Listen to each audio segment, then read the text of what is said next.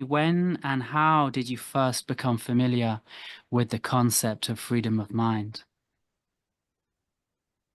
I wouldn't say that I had a academic introduction to the topic. It was really on the grounds as I was working as a psychiatrist. It was remarkable to me how patients would describe the emancipation they felt once they were out of their episode of illness. And oftentimes I would have sent them kicking and screaming to a forced hospitalization where they would be forcibly medicated. And yet, during those times, I would feel that my rapport with the patient is now forever gone because I had done such awful things to them against their will. Mm, But the most surprising thing is that they would return to thank me. They would be very grateful uh, that I did what I did. And the mental oppression that they were under during that bout of illness seemed to far outweigh any kind of um, anything that I had done. Or they would often go into the ambulance and they were probably, since being in my office, continued to be subject to a lot of restraints and forced treatment. mm, During the bout of illness, they would double down, insist that whatever they were saying is what they wished to, uh, what they desired, and not consider any help or treatment from their condition. mm, Uh, but once they were released from that mental oppression, it seemed that the peace and the freedom they felt was so great that they were willing to let go of any of the cherished ideas they clung to vigorously before.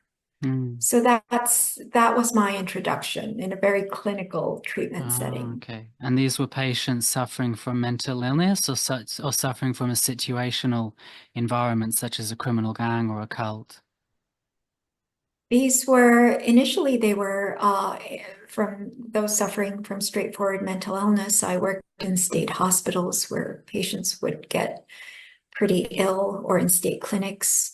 And then I moved on to a career working in prisons where I would encounter the same situation from former gang members. In fact, being a part of gangs is almost like being a part of a cult Mm, where their own thinking and their mind is, in a sense, hijacked in order to meet the needs of the leader and to align themselves in a very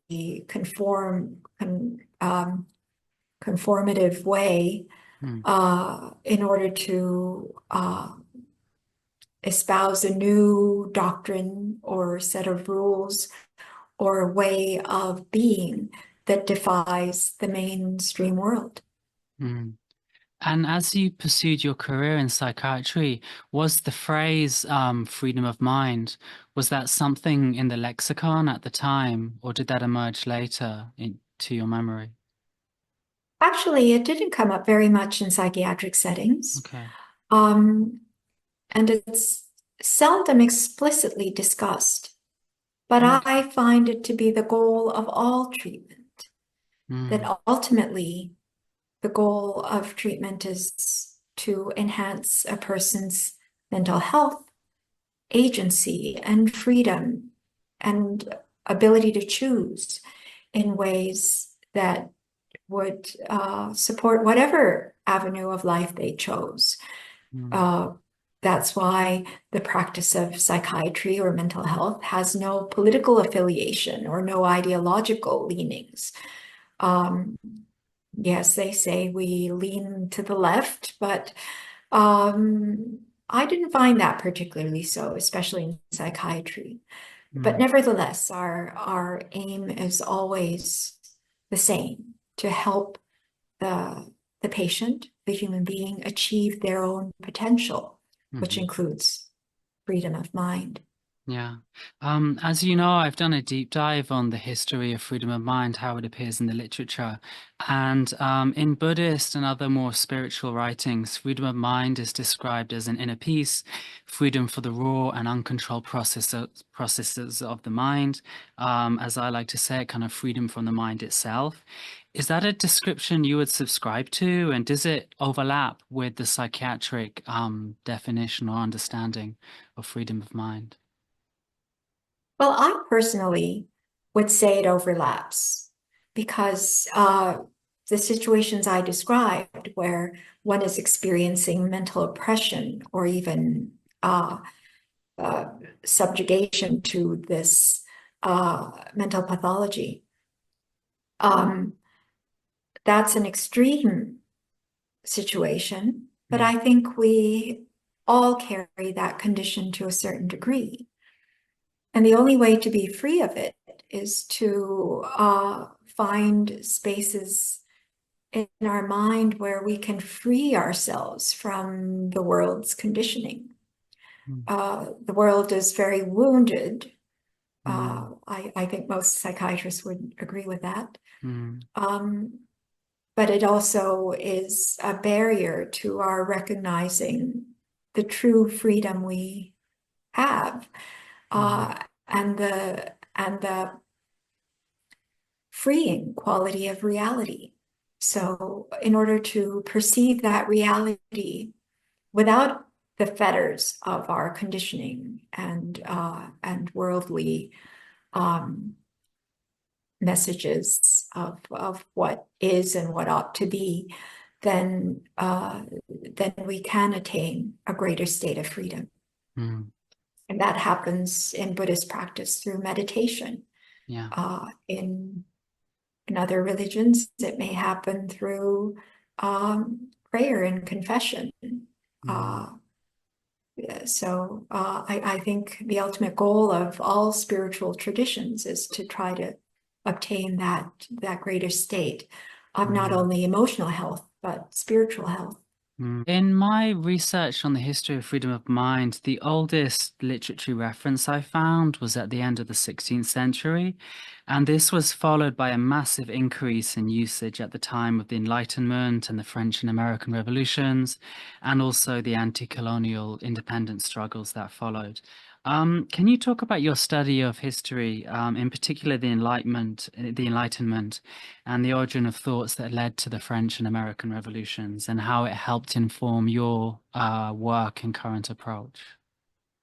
Yes, freedom of mind is very much a part of Enlightenment philosophy, or at least it's embedded in the concepts.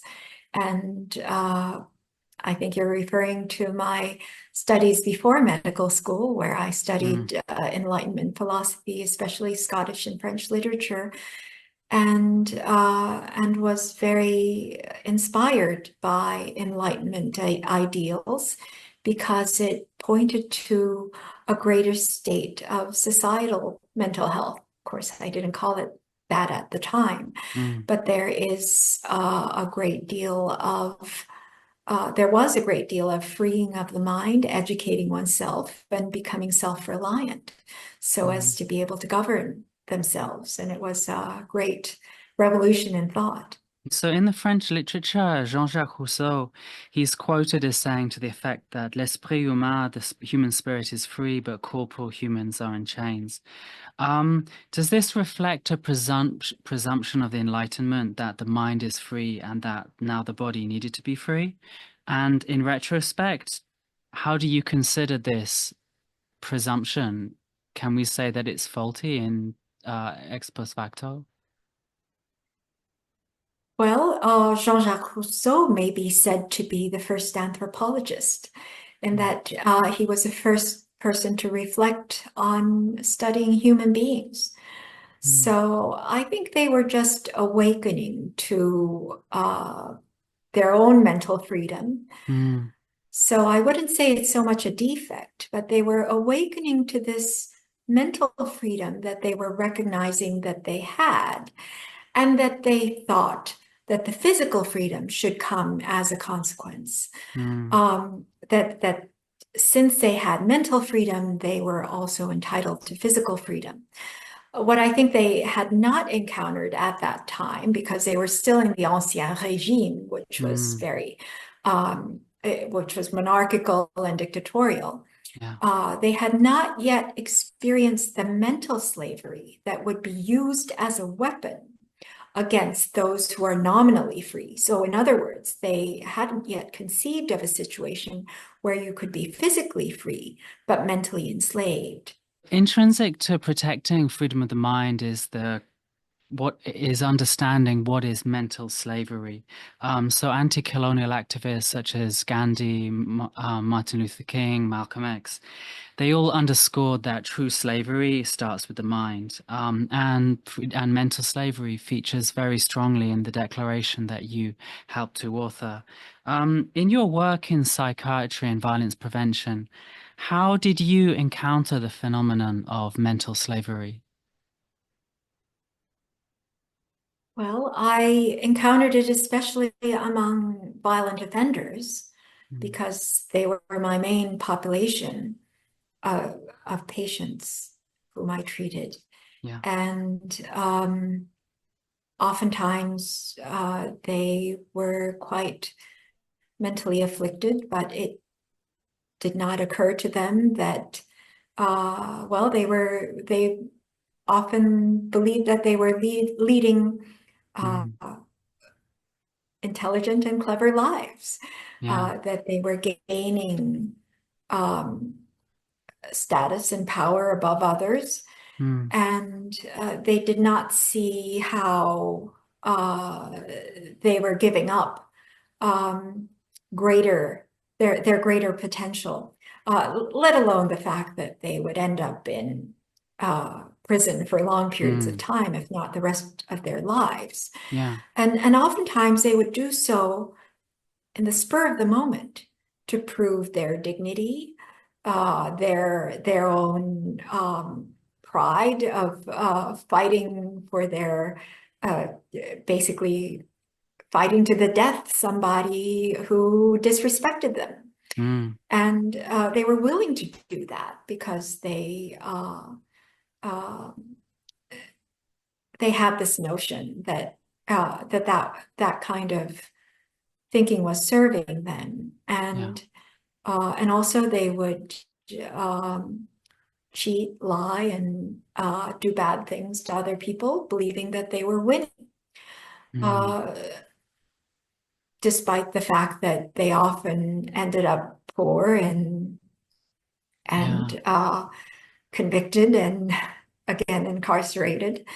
So so I found that they were often victims of their own mental enslavement, Mm, and it often did not occur on their own, but was induced by a larger culture they were a part of, but often um, gangs and cliques where the leader is is inculcating in them this way of thinking so that they would worship the leader and follow the mm, leader as well as do their bidding. yeah.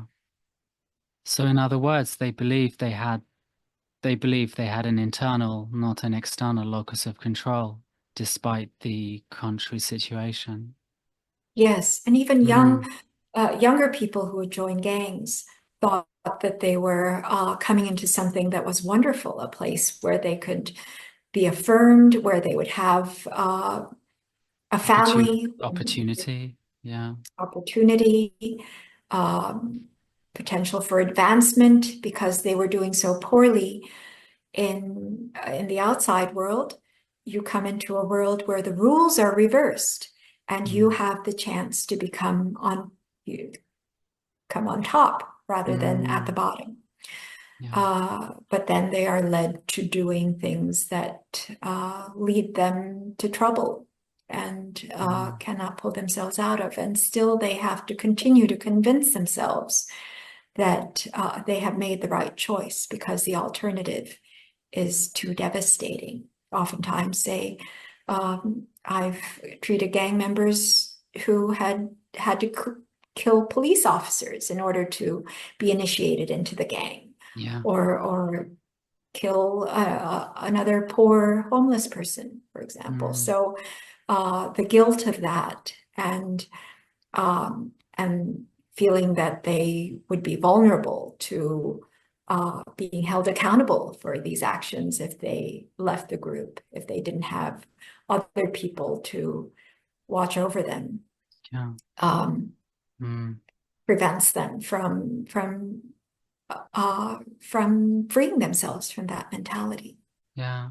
So if there are any former cult members watching this, the parallels between what they experienced and what Bandy is describing will be quite striking. The parallels between gangs and cults.